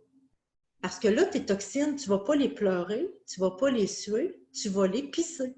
Moi, sortez ça du trou que vous voulez. Mais il faut sortir ça du corps parce que ça rend malade. Ça va pour les larmes? Bon, votre équilibre en dépend. Avec tout le reste. Les mots, c'est un. Tous les mots que vous avez ravalés, il faut les évacuer après. Ça veut dire dès que tu te retrouves tout seul, tu prends les mots que tu as ravalés, puis là, tu vas les dire à voix haute. Fait que, admettons que, je ne sais pas, moi, ma belle-sœur m'a appelé, puis j'ai ravalé des paroles. Quand je raccroche le téléphone, je peux m'assurer que c'est bien raccroché, puis dire, sais-tu quoi, je n'ai pas osé te le dire, là, mais ce que j'ai vraiment envie de te dire, là, c'est, puis là, tu dis ce que tu as à dire. Puis c'est important que tu fasses comme si l'autre personne était là. C'est parce que le cerveau, il ne fait pas la différence entre ce qui est réel et imaginaire. Fait que, admettons qu'il s'est passé quelque chose avec ma belle-mère, puis je m'en vais te voir, toi, pour te raconter ce qui s'est passé avec ma belle-mère. Ça, c'est ventilé, c'est pas évacué, OK? Mon cerveau va enregistrer que j'ai raconté ce qui s'est passé avec ma belle-mère, mais il n'enregistrera pas que j'ai parlé à ma belle-mère. Mais si j'imagine ma belle-mère en face de moi, et en plus, c'est le fun parce que quand on va se voir, je vais pouvoir te parler d'autres choses que de ma belle-mère. Ça, je peux faire ça tout seul, évacuer nos déchets, on fait ça tout seul, dans l'intimité. Puis caca, on n'est pas supposé être en famille, sauf dans les premières années de vie de nos enfants. Mais on fait ça dans l'intimité. Et que j'imagine ma belle-mère en face de moi, puis j'ai dit ce que j'allais dire. Moi, c'est dans mon auto que je fais ça beaucoup. Aller parler à une tierce personne, ça fait vraiment... Ce que c'est on appelle ça ventiler. Fait que ça va te donner, ça va te soulager une trentaine de minutes, mais dans une demi-heure, ce qui s'est passé avec la personne avec qui tu as ravalé des affaires, ça va te revenir en tête puis ça va te rouler dans la tête. Puis là, tu vas rencontrer quelqu'un d'autre puis tu vas avoir besoin encore de raconter la même affaire. Quand tu vois que ça fait 2-3 fois que tu racontes la même histoire, que ce soit à la même personne ou à des personnes différentes, dis-toi, oh, c'est parce que je ventile, moi, là. J'évacue pas. Puis là, pour vous aider à imager tout ça, OK? Là, je vous parle de ventiler à la place d'évacuer. Vous vous souvenez que quand on parle des mots, je suis en train de vous dire que c'était votre caca psychologique. Physiquement, je peux évacuer mon caca. Je peux aussi ventiler. Je peux péter. C'est vraiment de ça que je suis en train de vous parler. Péter, ça soulage. C'est vrai que ça soulage. Mais dans une trentaine de minutes, si tu n'as pas été aux toilettes, il y a un autre pète qui va se présenter à la porte. Puis généralement, de pète en pète, ça pue plus. Puis vous regarderez bien, et quand vous répétez les mêmes histoires d'une fois à l'autre, vous allez voir que votre histoire devient de pire en pire. Et en plus, vous empoisonnez votre environnement. Puis comme on a dit tantôt qu'on a besoin d'avoir un beau réseau, ce serait plate qu'on brûle des amis à leur parler de tierces, de ventiler tout le temps avec eux autres. Parce que non seulement ça ne nourrit pas le lien, mais en plus, moi, quand je vais revenir chez nous dans une demi-heure, tout ce que j'ai raconté, ça va encore me rouler dans la tête. Ça va encore me rouler dans la tête quand je vais me coucher le soir. Fait que pour évacuer, pour dire à mon cerveau, gars, c'est correct, tu peux arrêter de me rouler ça dans la tête, je l'ai dit l'affaire. T'imagines la personne en avant de toi puis tu dis ce que tu as à dire. L'autre personne n'a même pas besoin d'être là. Puis je le sais que quand la personne que vous aidez, c'est votre mari, ses conjoints, conjointes, même parents, ou peu importe la personne que vous aidez, on en ravale des paroles quand on est proche aidant. Puis souvent, les gens ne se permettent pas de faire ça. Parce qu'admettons que mon mari, il a l'Alzheimer, puis que il est dans la passe où il répète beaucoup, puis je viens que des fois, j'ai dit, je suis plus capable, mais je ravale ça, puis c'est correct de ravaler ça. Mais quand je me retrouve toute seule, je pourrais aller faire un tour de char, puis imaginer mon mari à côté de moi, puis dire, si tu savais comment je suis plus capable de t'entendre répéter, puis là, le dire. Il n'est pas là, ton mari, là, t'es tout seul. Puis je le sais qu'il y a des proches aidants, parce que je l'ai entendu beaucoup, qui se sentent coupables de faire ça. Puis je vous assure, vous le faites pour votre bien et pour le bien de l'autre aussi. Parce qu'à un moment donné, si votre entrepôt est plein, il va fuir. Vous allez avoir des fuites. Et là, vous risquez de dire des paroles que vous n'auriez pas voulu dire. Parce que pour être capable de continuer de ravaler quand c'est le temps de ravaler, ça prend de la place dans l'entrepôt. Fait qu'il faut que tu vides ton entrepôt. Si tu vides ton entrepôt régulièrement, tu vas être capable de continuer de ravaler quand c'est le temps de ravaler. Sinon, il y a vraiment un danger qu'à un moment donné, tu dises quelque chose que tu n'aurais pas voulu dire, puis qu'après, tu t'en veuilles. Évacuer, c'est vraiment une façon de prendre soin de vous et de prendre soin de la personne malade. Parce que ça va vous aider à en prendre soin avec plus de douceur. Quand vous voyez que la douceur est en train de partir dans votre façon de prendre soin, c'est parce que vous avez ravalé bien des paroles, puis c'est le temps d'aller évacuer ça. Puis vous avez le droit de sacrer, puis vous avez le droit d'être écœuré. Là, vous avez le droit de dire que vous êtes écœuré. Vous avez le droit de dire des choses que vous trouvez qui ne se disent pas. Vous êtes en train de faire caca psychologiquement. Fait que ce soit pas beau puis que ça pue, ça se peut, puis c'est normal. Mais je vous assure que c'est mieux à l'extérieur de vous qu'à l'intérieur de vous. Ça va-tu pour évacuer? OK. Je vais aller voir ma gang pour être sûre que tout est correct. Tout est-tu beau? Ça marche, Micheline? Vous m'entendez bien, hein? Tout est correct? Parce que moi, je ne vous vois plus quand je tombe en partage d'écran. Je repars. Je repars. Je redeviens petite. Ça marche, Isabelle? Cool.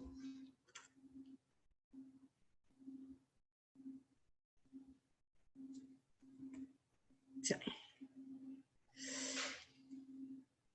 Fait que là, on a fait pas mal. Qu'est-ce que ça prend pour être en équilibre? Il faut écouter nos signaux, répondre à nos besoins d'affection, se ressourcer, se reposer, évacuer. Il en reste un. Bien m'entourer. Vous n'avez pas le luxe d'avoir des liens toxiques autour de vous autres.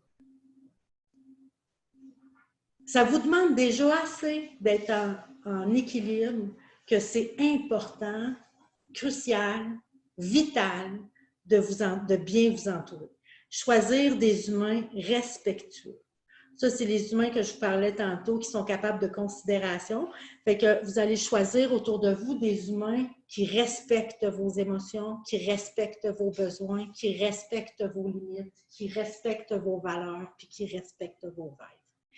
Si vous avez des faces qui vous viennent en tête quand je vous parle de gens respectueux de vos émotions, besoins, limites, valeurs, rêves, ces relations-là, nourrissez-les, prenez-en soin pour que ça continue de rester là, parce que c'est des relations qui sont très importantes dans votre vie. C'est des relations qui sont importantes pour votre équilibre.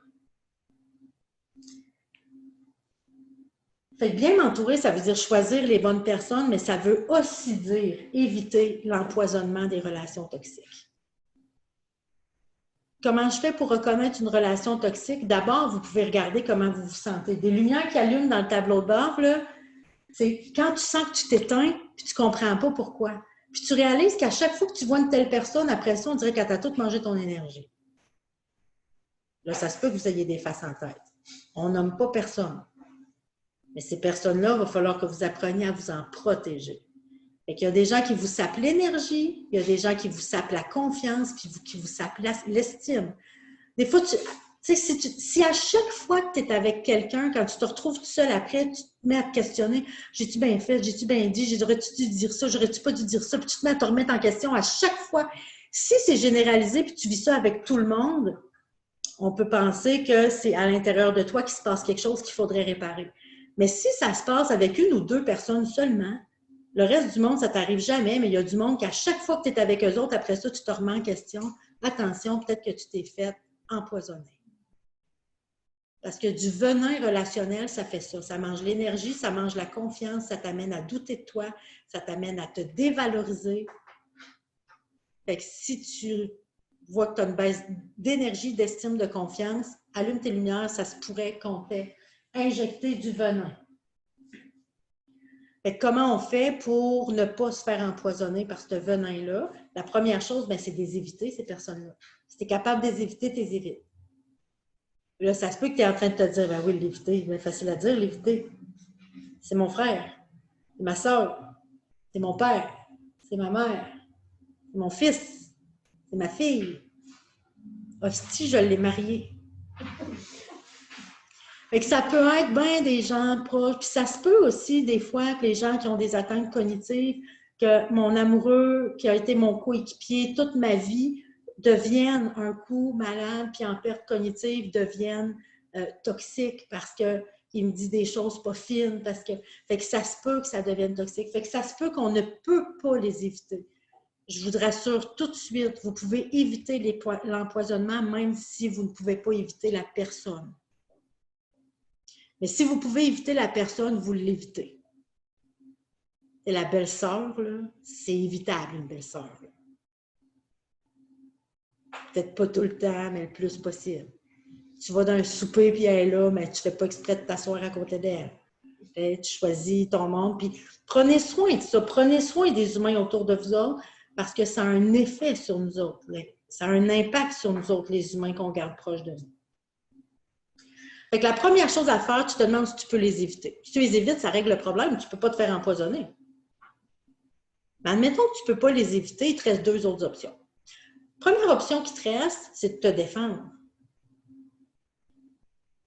Si les gens disent ou font des choses qui vous manquent de respect, puis les gens qui sont toxiques, c'est des gens généralement qui vont mépriser les autres. Ils pourraient mépriser tes émotions, trouver ça, non, mépriser ta fatigue. Voyons, t'es fatigué, tu ne travailles même pas, tu restes à la maison. Des gens qui vont mépriser vos besoins, qui vont mépriser vos limites, qui vont mépriser vos valeurs. Ça, c'est toxique. Il y a des gens encore plus toxiques que ça, c'est des gens qui vont vous ridiculiser. Les autres, ils vont rire de vos émotions, ils vont rire de vos besoins, ils vont rire de vos limites, ils vont rire de vos valeurs, ils vont trouver ça niaiseux. Puis il y en a qui sont encore plus toxiques que ça, les autres, ils vont vous humilier. C'est-à-dire qu'ils vont rire ou qu'ils vont vous mépriser devant d'autres mondes. Ça, c'est hyper toxique. Fait que ça, qu'après ça, vous vous sentiez tout croche, c'est tout à fait normal parce que c'est une grosse dose de venin. Quand on vous méprise, c'est une dose de venin. Quand on vous ridiculise, la dose de venin est plus forte. Puis quand on vous humilie, on vous méprise ou qu'on vous ridiculise devant d'autres personnes, la dose de venin est au plus fort. Fait que comment je fais pour ne pas me faire empoisonner? Je peux sortir un bouclier et ça, le bouclier, ça va être de réagir. La pire chose à faire serait de rester là sans rien dire. Fait qu'il faut que je dise quelque chose. Puis tu n'as pas besoin de commencer une grosse discussion, mais simplement nommer ce qui se passe. Dire là, ce que tu viens de faire, c'est vraiment pas le fun. Ça, c'est suffisant. De dire, ce que tu es en train de me dire là, c'est vraiment désagréable. C'est suffisant. Puis vous pourriez en un seul mot dénoncer ce qui est en train de se passer, c'est de dire « ouch ». Personne vient de vous dire quelque chose qui vous fait mal, puis tu fais simplement réagir « ouch ». Ça dit à l'autre qui t'a fait mal, tu ne te laisses pas faire, tu es en train de dire quelque chose. Si l'autre continue, bien là, tu pourras essayer de partir de là. Fait que j'essaie d'éviter la personne. Si je ne suis pas capable de l'éviter, quand il arrive quelque chose, je vais dire quelque chose. La pire chose serait de rester silencieuse. Mais admettons que je ne suis pas capable d'éviter, puis je ne suis pas capable de me défendre non plus, parce que j'ose pas, parce que je n'ai pas encore appris, parce que les conséquences seraient plus graves, parce que des fois, ça arrive que les conséquences seraient plus graves si je me défendais. Peu importe la raison, je ne suis pas capable d'éviter, je ne suis pas capable de me défendre. Il te reste une dernière option. Et ça, tout le monde est capable de faire ça, c'est d'évacuer. Dès que la personne va être partie, dès que tu vas te retrouver tout seul, là, c'est le temps de t'ouvrir la gueule. T'imagines que l'autre personne est en face de toi, puis là, tu te vides le cœur bien comme il faut, puis tu y parles dans le casse. Ça, ce que ça fait, puis ça, c'est important que tu le fasses le plus rapidement possible après l'échange avec l'autre personne. Parce que dès qu'il y a eu l'échange, le venin est rentré. Et la vipère, elle t'a piqué. Puis le venin est en train de rentrer. Fait qu'il faut que tu évacues le plus rapidement possible pour que ça fasse le moins de dégâts possible. Puis quand tu évacues, là, je ne sais pas si vous écoutiez ça, les films d'Indiana Jones, là, des fois, il se faisait piquer, puis il suçait le venin, là, puis il recrachait le venin. Bien, évacuer, c'est ça que ça fait. C'est que quand tu évacues, ça va aller recracher le venin que tu avais pris.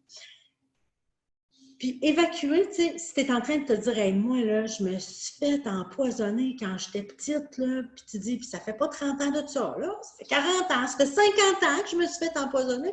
Il est-tu trop tard? Non, il n'est pas trop tard. Tu peux encore retirer le venin après autant d'années. Tu ne pourras jamais effacer les dégâts que tu as subis pendant les dernières années, mais tu n'es pas obligé de continuer de subir les dégâts pour les années qui te restent à vivre, par exemple. Tu peux encore évacuer le venin en imaginant la personne devant toi puis en évacuant ce venin-là.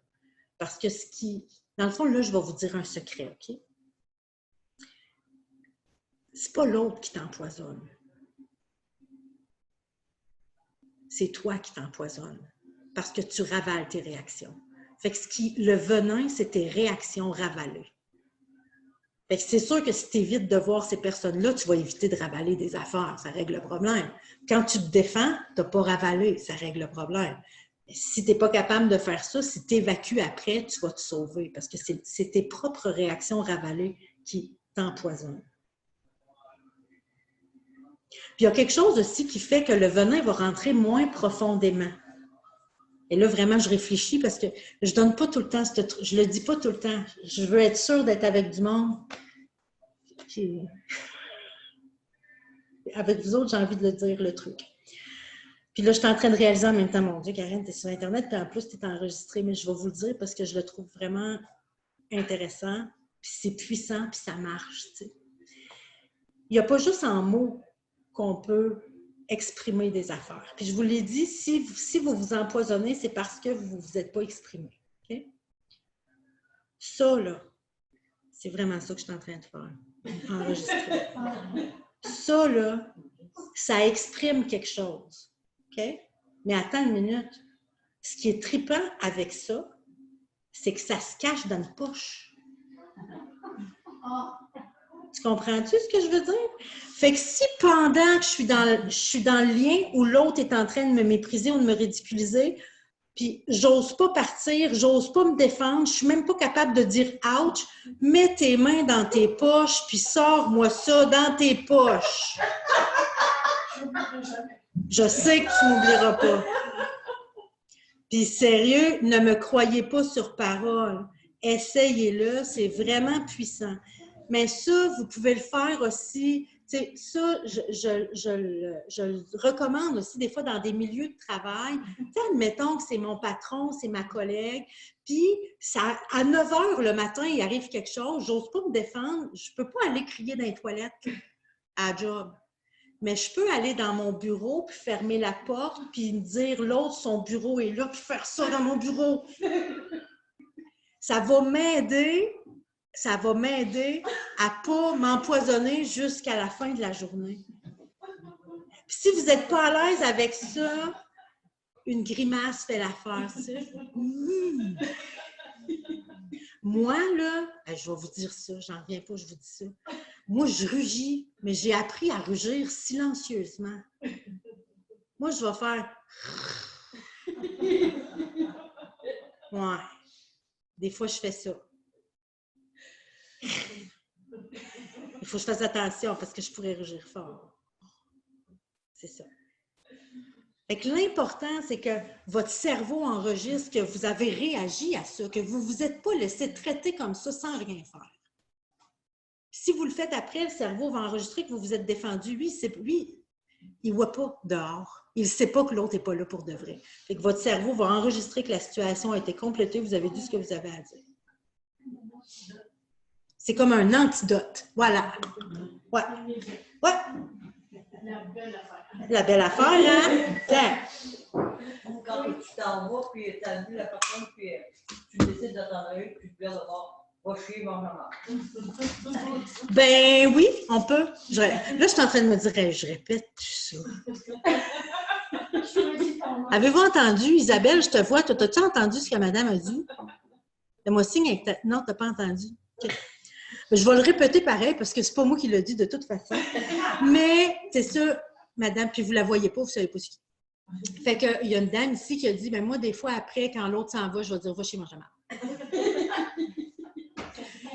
Ça dit ce que ça veut dire, ça fait la job, puis je vous dis, vous évacuez, fait que c'est du caca, fait que oui, ça se peut que c'est pas beau, ça se peut que ça sorte tout croche, c'est pas grave, là, c'est pas important, là, les règles de l'expression non violente, puis parler au jeu, pas le temps quand t'évacues.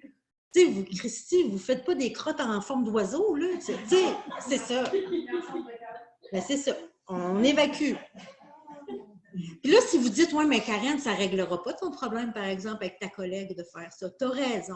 Si c'est quelqu'un que je dois côtoyer souvent puis que j'aurais intérêt de lui parler du problème, je vous jure que vous êtes mieux d'évacuer avant. Parce que si vous évacuez la charge avant, vous allez être plus capable de parler correctement. L'autre va être plus capable de recevoir ce que vous allez dire. Parce que quand on parle à quelqu'un et qu'on n'a pas évacué avant, d'habitude, l'autre va se défendre ou va contre-attaquer à cause de la charge qu'il y a là. Ce qui est tout à fait normal. Fait que s'il y a des gens autour de vous que vous dites, elle, tu ne peux pas y parler, à toi, il faut que tu y parles, elle est tout le temps en train de se défendre. Ça se pourrait-tu qu'à chaque fois que tu y parles, tu es chargé? Si oui, bien, ça se peut qu'elle se défende parce que tu y parles chargé. Va te décharger avant, va évacuer, puis retourne y parler après, puis tu vas voir, tu vas peut-être découvrir quelqu'un qui est capable d'écouter. Mais ce n'est pas miraculeux. Il y en a du monde qui sont incapables de recevoir rien. Dans ce temps-là, vous allez faire un tour de char, puis vous imaginez que l'autre est... Non, ça va-tu pour l'évacuation? Je vais regarder si je suis correcte dans mon temps. Mon Dieu, je suis correcte en masse dans mon temps. C'est extraordinaire. Vraiment. Oui, vraiment. Vraiment. OK. Bon, là, c'est le temps de vous poser la question. Ça prend 6 choses pour se garder en équilibre. La première, vous n'avez pas le droit de regarder vos feuilles. La première, écoutez mes alarmes. Oui, gardez un œil sur comment vous vous sentez. Y a-t-il des symptômes qui arrivent? Y a-t-il des émotions qui arrivent pour vous dire que c'est le temps de vous occuper des choses qui s'en viennent? Il faut répondre quand vous vous sentez déprimé et que vous êtes triste, il faut vous occuper de votre affection, l'affection. Quand on est triste et qu'on est déprimé, on s'occupe de notre affection. Quand on est fatigué psychologiquement, on va se ressourcer. Quand on se sent éparpillé, je vous les ai mis les alarmes, ah oui, vous avez tout ça sur votre feuille. Quand on se sent éparpillé, quand on sent que c'est lourd, quand on se remet en question, on va se reposer et on laisse notre équipe de ménage agir. Quand on a des tensions dans le haut du dos, quand on a de la misère à dormir parce qu'on a un hamster qui roule tout le temps, quand on devient impatient, quand on devient irritable, on va évacuer. Évacuer les larmes ou évacuer les mots selon ce que vous avez ravalé. Ou les deux. Des fois, on fait les deux d'un coup. Puis, si vous sentez qu'à chaque fois que vous voyez quelqu'un, vous perdez de l'énergie, vous perdez de la confiance, vous doutez de vous autres, ou vous vous dévalorisez, évacuez vous évitez ces personnes-là si vous pouvez, sinon vous dites quelque chose quand ça se passe, puis si vous n'êtes pas capable, après, vous évacuez. Ou nous, dans vos poches. C'est bon, ça? Bon. Mais tout ça, c'est rien que pour être en équilibre. Ça, c'est pour être en équilibre. Pour sortir de la survie. Mais là, on aimerait ça peut-être être heureux en plus. Hein? Ce serait cool, ça. Bon. Bien, pour être heureux, ça prend 2 affaires de plus. Il faut avoir une ou des passions, il faut avoir un ou des projets. Puis ça, je le sais parce que je côtoie beaucoup de proches aidants depuis plusieurs années, que plus la maladie avance, plus les gens laissent tomber tranquillement une passion. J'allais danser 3 fois par semaine. Là, je ne peux plus. Là, je vais 1 fois par semaine. Là, finalement, je ne vais plus pantoute. J'allais au bingo 2 fois par semaine. Là, j'y vais plus. Si vous laissez ça, là, dites-vous bien que vos passions, là, ça, c'est ce qui garde votre flamme allumée. Puis c'est ce qui va vous rester après aussi, la tempête. Parce qu'il y a un après, hein? Il va y avoir un après. Puis ça, c'est ce qui va tenir votre vie vivante. Parce qu'on a envie de rester en vie pendant, puis on a envie d'être en vie aussi après, d'être capable de retrouver notre vie. Fait qu'avoir une passion ou avoir un ou des projets. Commencez par les passions. Comment je fais pour savoir que quelque chose, c'est une passion? Tu sais, quand tu fais ça, puis tu ne vois pas le temps passer. Ça, là, c'est parce que ça te passionne vraiment. Là, on va essayer quelque chose. Si je vous demandais de nommer simplement à voix haute qu'est-ce qui vous passionne dans la vie. Puis la gang qui sont avec nous sur Internet, je vous invite à l'écrire dans le chat. Qu'est-ce qui vous passionne dans la vie? Les livres. Hein? Les livres. Les livres? J'ai un club de lecture ici à Saint-André. En plus? Absolument. OK. Ça arrive à 10 ans. OK.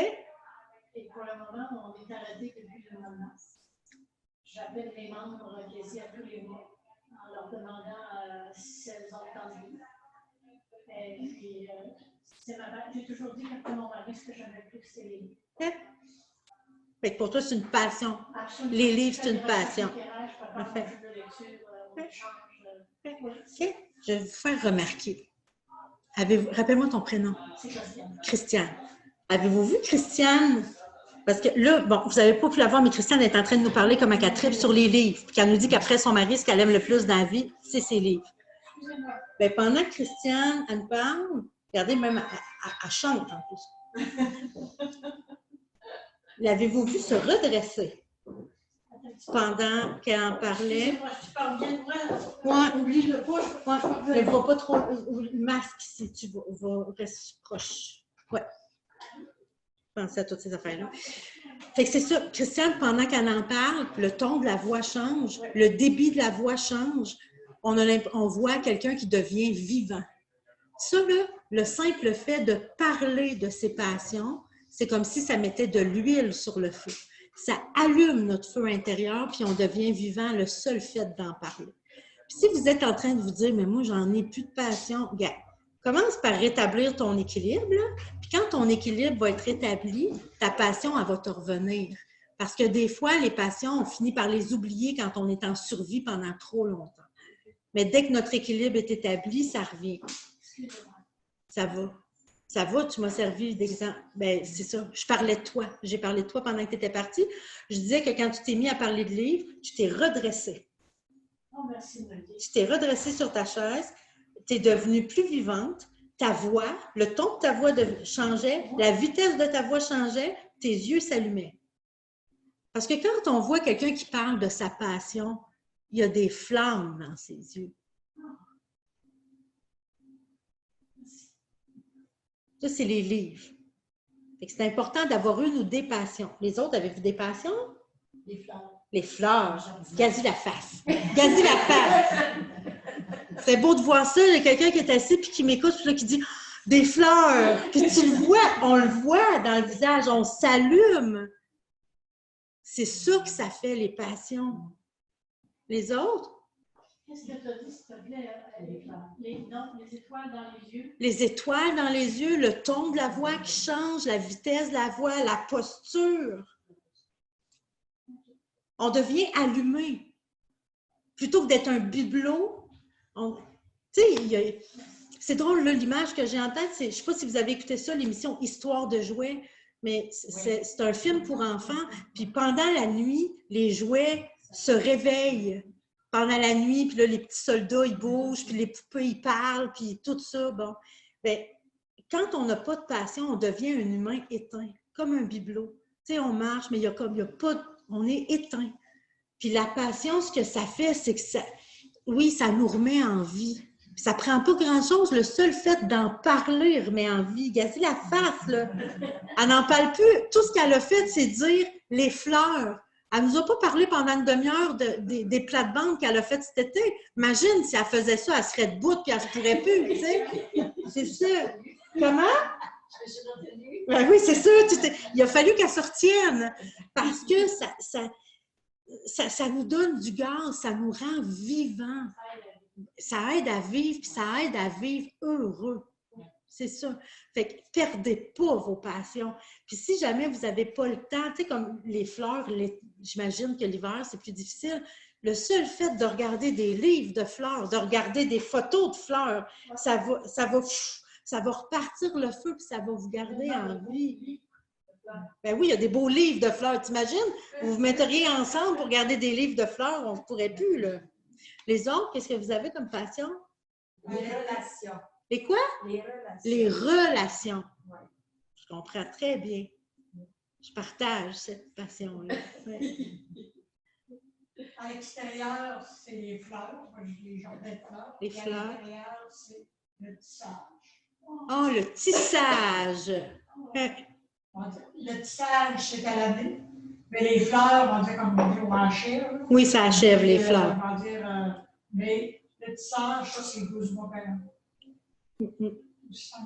T'aimes ça beaucoup. Oui. Puis tu parce vois que pas ça- le temps Et passer. voilà, puis il va dire, quand tu es occupé à tisser ou à nettoyer les fleurs, des fois de même, tu ne penses pas à l'autre chose. Ben, c'est sûr. Parce qu'il faut que tu sois là. Tout est là. Ouais. Mais la passion, en plus, ça vous repose, hein? Parce que quand tu lis, tu ne penses plus à tes affaires.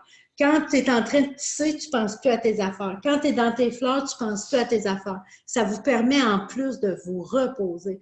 Quand vous êtes dans votre passion, là, malgré la tempête puis la brume que vous êtes en train de traverser dans votre vie, vous êtes comme sur une île déserte, là, avec un palmier qui est là puis de la chaleur, malgré la tempête qu'il y a autour. Puis la tempête, elle va être là. Pas besoin d'avoir peur. Elle ne partira pas toute seule, la tempête. Mais ça vous donne une place où vous pouvez vous déposer puis où vous pouvez continuer d'être vivante.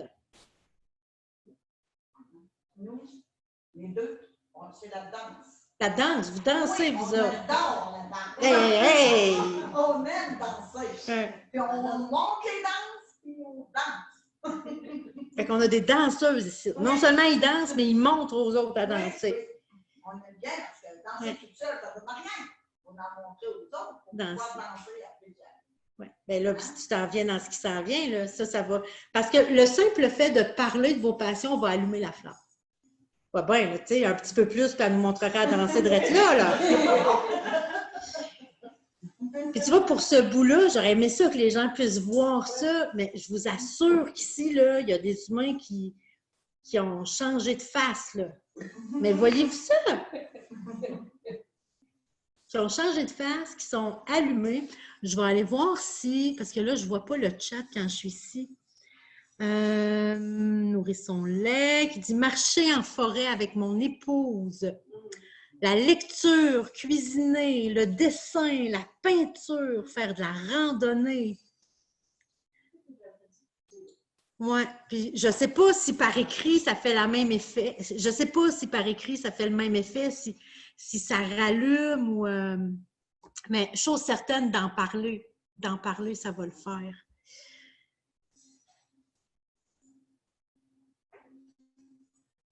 Je reviens avec...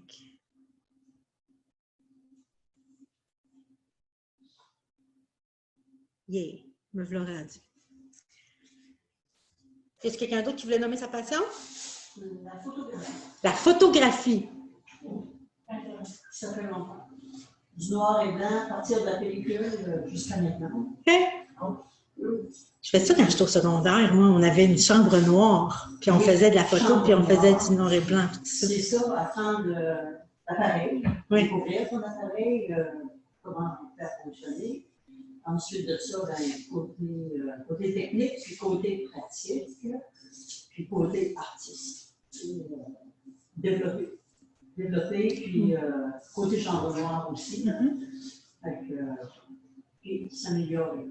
Apprendre et s'améliorer. Puis le portrait, le paysage, Le coucher de soleil, il faut en avoir 500 juste. Fait que c'est la photographie. Là, on a une passionnée de photographie avec nous autres. Ouais. Tu sais, le soleil, je regarde, c'est beau dans le ciel. La Là, lumière. je sors avec mon appareil, je regarde ça, puis 30 secondes, il est différent. Ouais. Puis il est différent de 30 secondes en 30 secondes. C'est Il y pareil, a le tout le moment. temps une évolution, puis c'est une contemplation en même temps. Ouais. Puis quand il y a des nuages, ben, il est encore beaucoup plus beau. Ça fait que, on va passer peut-être 1 heure dehors juste à ça. C'est charmant. Ouais. Ouais. Ouais. Si tu voyais ce que ça fait à ton visage, moi aussi. Oui. Pardon? Si tu voyais ce que ça fait à ton visage Ah, aussi, ben, c'est ça, je comprends. quand t'en rallumes. Des fois, Puis- j'en ai publié quelques-uns, Ouais. tu sais, mais pas tout le temps, parce que des fois, je suis toujours à partir du même site. Mm. Tu sais, alors, ça dépend de l'art, là. Mais avec des arbres, sans arbres, puis mais j'en ai publié une fois, j'ai eu comme 800 j'aime. J'en revenais pas, tu sais. Ouais. Fait qu'on a du J'ai vu plaisir. ça sur Gaspésien de Souffle. On a du plaisir à partager Oui. notre passion. Puis des commentaires. Tu sais, Ouais. des commentaires, puis je me dis, ben, ce commentaire-là, il vient de photographe. Il a dit, ça fait ça, puis ça, tu sais. Je reconnais le. Tu sais, il ne faut pas juste dire que c'est beau, là, c'est un photographe. Puis, je comprends son commentaire. C'est content. Ouais. Prends le temps de goûter ce que ça te fait quand tu parles de tes passions. Prends le temps de goûter à comment tu te sens. C'est ça. Ouais. C'est Toutes ça, celles qui comment l'ont la nommé. nature est belle. Même- Comment la nature est belle. Ben oui. Prendre le temps Oui. de regarder juste la lune ciel. Le seul fait de repenser après à votre passion. Quand vous vous couchez le soir, là, à la place de revoir ce que vous avez fait dans votre journée ou c'est quoi votre to-do list du lendemain, là, pense donc au livre que tu voudrais lire la prochaine fois. Pense donc aux fleurs que tu veux faire pousser l'été prochain. Pense donc à la prochaine pièce que tu veux tisser. Pense donc à la prochaine place où tu vas aller faire de la photo, à la prochaine danse que tu as envie de danser. Tu sais, mettez-vous dans... C'est ça. Tu sais, un coup dans votre lit, là, c'est vous qui décidez ce qui passe là. Puis si vous décidez pas où le projecteur va aller, bien, il risque d'aller vers ce que vous voyez le plus, il risque d'aller vers vos peurs, il risque d'aller vers ce que vous êtes plus capable de. Mais prenez-le puis dirigez-le, envoyez-le vers votre passion, pensez à des gens que vous aimez. Quand vous vous couchez le soir, ce moment-là, c'est un moment que vous avez pour vous, le moment où vous vous couchez jusqu'au moment où vous vous endormez. Puis si ça vous prend un peu de temps pour vous endormir, bien, vous pourrez même utiliser ce moment-là. Ah oui, toi, j'imagine bien que tu lis. La nuit, Oui. la nuit aussi. Puis, bon, le seul fait d'avoir une passion. Parce qu'on ne voyait plus de super. Oh, c'est vrai, tu me checkes Oui, pas, toi, là? je vois OK, tout ça. parfait. Check-moi, je vais reculer ma boîte. Je me suis mis une boîte pour ne pas m'approcher trop proche, pour être dans le bon angle. Fait qu'avoir une passion, c'est une chose, d'y investir du temps. Dans votre horaire, là, quand vous faites votre horaire, si vous faites un horaire et vous avez un agenda, quand vous ouvrez une nouvelle semaine, là, commencez pas à mettre tous vos rendez-vous, puis tout ce que vous avez à faire, puis tout ce qu'il va falloir faire dedans, puis après ça, dire « Oh, j'ai un trou là, je vais pouvoir aller faire de la photo. Oh, j'ai un trou là, je vais pouvoir aller tisser. » Non, non. Dans votre horaire, mettez les moments où que vous allez investir dans votre passion et mettez vos autres affaires autour de ça et pas le contraire. Ça devrait être les premières choses qui rentrent dans votre agenda, le temps que vous avez, du temps pour vous, parce que votre agenda va toujours se remplir. Si vous attendez d'avoir des trous, ça ne doit pas vous arriver souvent que vous êtes là à dire « Bon, là, j'ai rien à faire. Qu'est-ce que je ferais bien? » Parce que vous avez toujours des listes à faire. Fait que mettez ça à votre agenda, du temps pour ça. Idéalement, vous auriez du temps à investir dans votre passion à tous les jours. Puis là, je ne suis pas en train de vous dire d'aller faire de la photo pendant 1h30 ou de lire pendant 2 heures. À tous les jours, prenez au moins 5 à 10 minutes pour y penser, pour feuilleter des choses, pour te demander, écouter 2-3 tours là, de tes prochaines chansons que tu voudrais faire, là, rien que ça, ou laisser jouer cette musique-là en fond chez vous. Regardez ta liste de livres à lire. Simplement regarder la liste, ça va te remettre là-dedans. Ça, là, c'est comme des fleurs. Il faut nourrir ça, il faut arroser ça, puis il faut arroser ça souvent. Parce que ça se peut que si vous allez l'arroser aux 3 mois, que ce soit un peu sec quand vous arrivez. Fait que pour se sentir vivant, il faut avoir des passions, il faut y investir du temps, puis côtoyer des gens passionnés.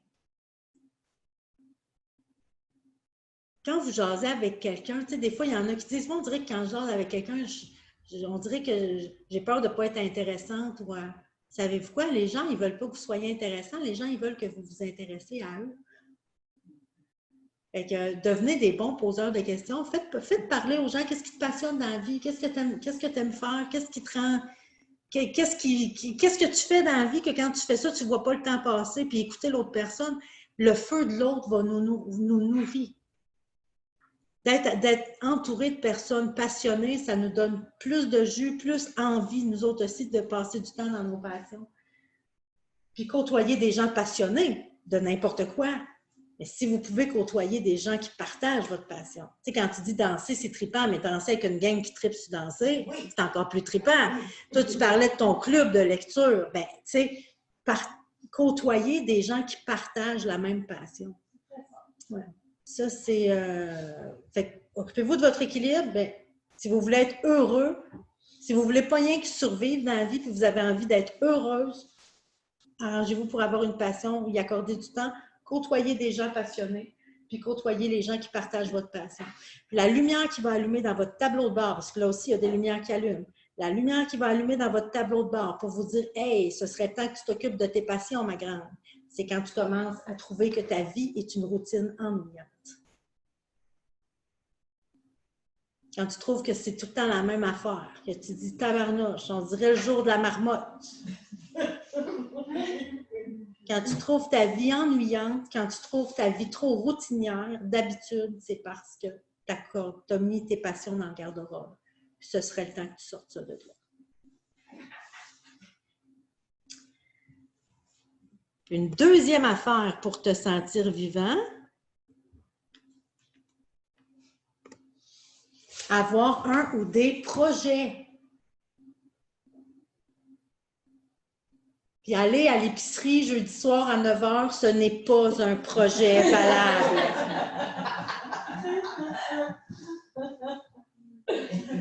Mais aller danser vendredi soir, c'est un projet valable. Fait que ça n'a pas besoin d'être m'en aller faire le tour de l'Europe pendant 3 mois. T'sais? C'en est un projet. Mais dire samedi prochain, je prends ma journée puis je m'en vais faire de la photo, ça, c'est un projet. De dire, simplement quand tu magasines, quand tu prépares ton jardin pour l'année prochaine, c'est un projet. Que tu prépares un voyage, c'est un projet. Mais que tu mettes dans ton futur des graines d'espoir, c'est ça des projets. Mon Dieu, je viens d'en sortir une belle langue. Excusez-moi, je viens de me surprendre. Ouais. Mais c'est vraiment ça des projets, c'est des graines d'espoir dans le futur. Parce que quand tu côtoies la maladie à tous les jours puis que tu regardes le futur, des fois il fait noir en maudit. Bien, des projets, c'est des lampes que tu lances dans ton futur, tu sais, pour mettre de la lumière là-dedans. Pour que ça te donne le goût d'être là demain encore, puis que ça te donne le goût d'être là la semaine prochaine. Parce que quand tu regardes demain, puis quand tu regardes dans ton futur, il y a des belles affaires qui sont là. Mais ça, si toi, tu ne mets pas ces affaires-là, il n'y a personne qui va les mettre. C'est toi qui peux mettre les projets. Le noir puis la noirceur, pas de trouble. Ça, si tu ne mets pas de projet, ça va être là. Mais les projets, c'est que toi qui peux mettre ça, tu sais. Fait que avoir des projets, y investir du temps. Fait qu'admettons que mon projet à moi, là, c'est d'aller... Admettons que ça l'est, là, de faire un voyage, tu sais, puis j'ai envie d'aller au Mexique. Bien, même si mon projet il est dans 4 ans, bien, si je prends le temps, une soirée, d'aller voir, tu sais, c'est quoi l'itinéraire que je voudrais faire? Combien coûtent les billets d'avion de ce temps-là pour aller au Mexique? Moi, je vais aller voir les papillons au Mexique. Fait que si je m'en vais voir, c'est quoi les dates pour aller voir quand est-ce que les papillons éclosent dans les forêts au Mexique? Je vais voir, jase avec quelqu'un qui est allé au Mexique. À chaque fois que je fais ça, je suis en train d'investir du temps sur mon projet. Ben, t'imagines, mettons que mon projet, il est dans 4 ans. Ma lampe, elle est dans 4 ans, là. Mais tout ce que je vais faire à tous les jours en lien avec mon projet, là, ça, c'est de la lumière dans ma vie. Là. Fait que un projet, puis je vous dirais même, là, un projet, tu n'as même pas besoin de le réaliser. L'important avec un projet, ce n'est pas de le réaliser, c'est de le poursuivre. Parce que, admettons qu'il m'arrive quelque chose dans 3 ans puis que je ne peux pas y aller au Mexique dans 4 ans, mais pendant 3 ans, ça va avoir éclairé ma vie pareil.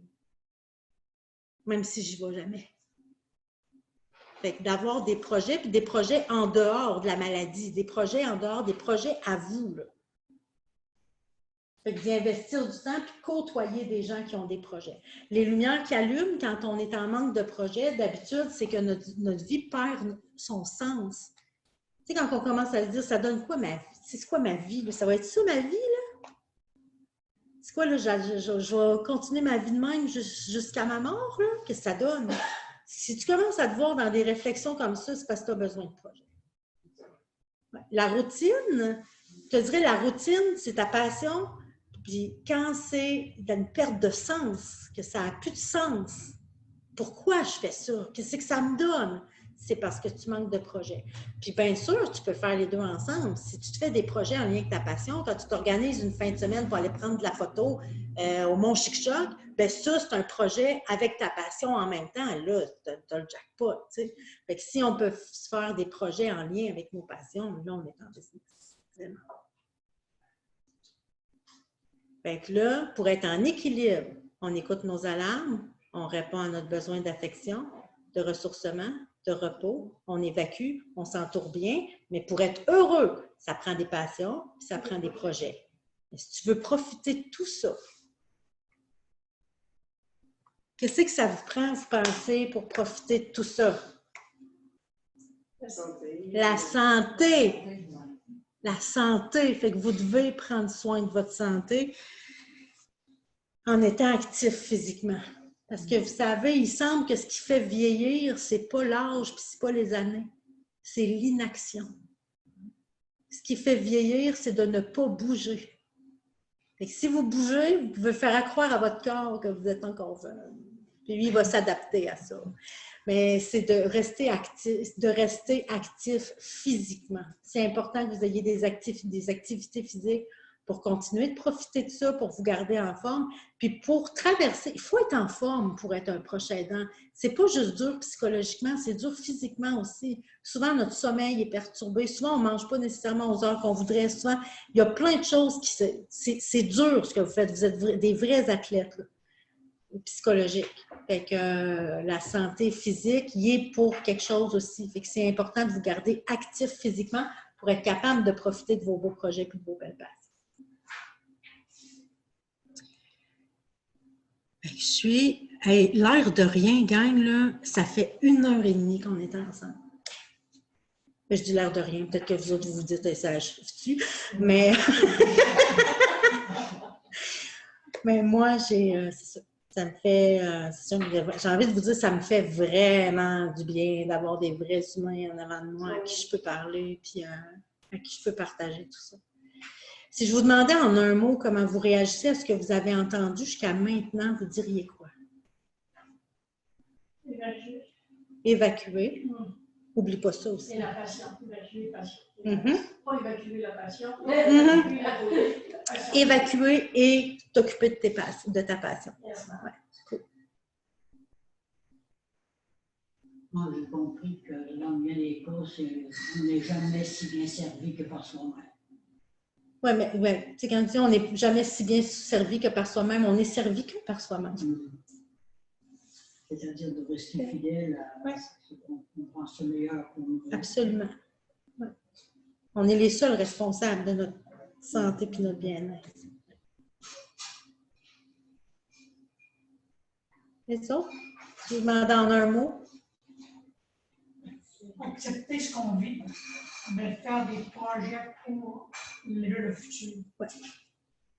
Ouais. Puis se garder en équilibre pendant. Ouais.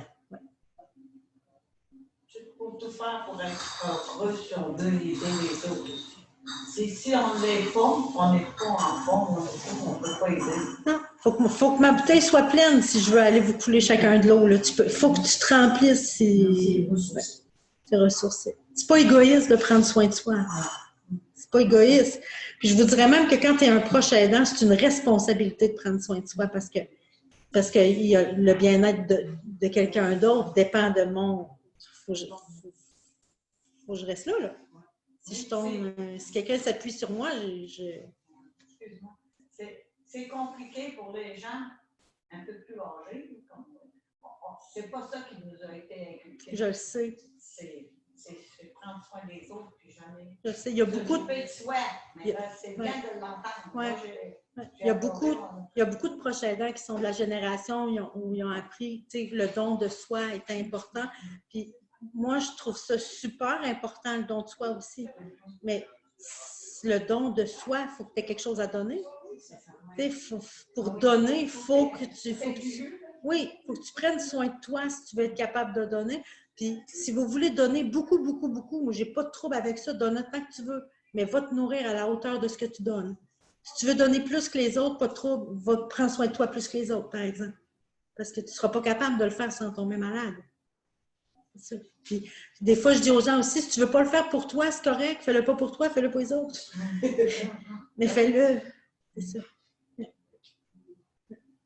C'est ça qu'on a dit, on avait appris à donner, puis à donner. Puis des fois, on avait une misère à accueillir et à recevoir. Oui, il y a beaucoup de... Les proches aidants, c'est des donneurs, hein, c'est pas des receveurs. Mais quand on y pense comme il faut, accueillir, c'est donner. Oui. Quelqu'un qui va nous remercier. Ben, si on reçoit bien l'accueil, on va. Puis, j'ai compris ce que tu veux dire. ce que Madame dit, c'est ça, je trouve que c'est... Là, je suis en train de me dire, y a-t-il une place dans l'après-midi où je pourrais rentrer ça? Mais c'est l'importance d'être capable de recevoir. Puis quand on reçoit, ça donne aussi. Parce que quand quelqu'un me dit merci, puis que je le prends, le merci, lui, il est content, puis ça lui fait du bien. Puis ce que j'entends beaucoup chez les proches aidants, c'est quand ils vont recevoir un merci, ils vont répondre de rien. C'est rien. C'est rien. On a ça à apprendre. Oui. Quand on vous dit merci, à la limite, si vous cherchez une formule, tu dis, ben là, moi, si je dis tout le temps ça, de rien, bienvenue, la meilleure chose à répondre, c'est ça m'a fait plaisir. Parce que quand vous répondez ça, vous reconnaissez ce que vous avez fait. Je l'ai fait avec plaisir, mais je l'ai fait. Quand vous dites c'est rien, puis j'entends des c'est rien, des fois sur tellement grand, ben non, c'est pas rien ce que vous faites. Jamais. Puis pour toutes les fois qu'il m'appelle aussi. Oui. Quand c'est un moment. Oui, prenez-le. Écoutez-y. Fait que je décrète la pause. Fait que une pause de 20 minutes.